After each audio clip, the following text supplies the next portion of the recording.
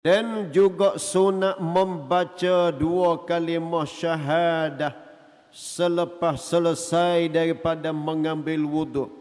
Baik, sebahagian daripada sunat berwuduk, sudah wuduk, sunat baca doa 2 kalimah syahadah dengan tidak lama masa. Antara doa dengan sudah wuduk selengahnya tidak lama. Antaranya pada adat lah, kebiasaan. Pada kebiasaannya tidak lama jarak. Maka hendaklah ia berdoa sambil menghadap kiblat.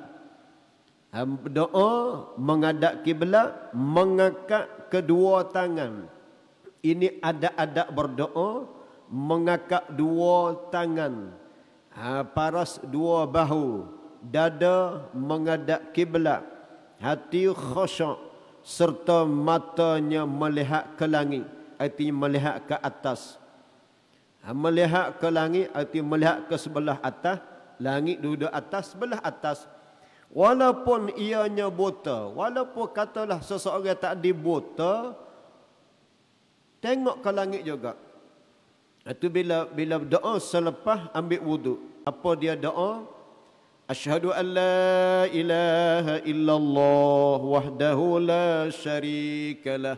Wa asyhadu anna Muhammadan abduhu wa rasuluh. Lagi pula mengikut hadis yang diriwayat oleh Imam Muslim, hadis sahih Muslim daripada Rasulullah sallallahu alaihi wasallam, siapa berwuduk kemudian ia berdoa, selesai wuduk baca doa yang doa tadi tu, asyhadu an la ilaha illallah wahdahu la syarikalah wa asyhadu anna Muhammadan abduhu wa rasuluh, maka dibukakan baginya 8 pintu syurga. Untuk orang yang baca doa tadi selepas berwuduk, dibuka baginya 8 pintu syurga. Lepas tu dia beritahu orang, masuklah, nak masuk mana-mana.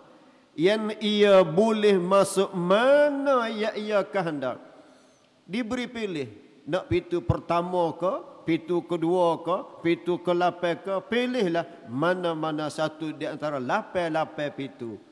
Itu baru doa sahaja, belum campur dengan solat, belum campur dengan ibadat-ibadat lain. Besarnya fadilat berdoa selepas daripada selesai wuduk. Amalkanlah doa selesai wuduk supaya kita dapat ganjaran tersebut di akhirat kelak.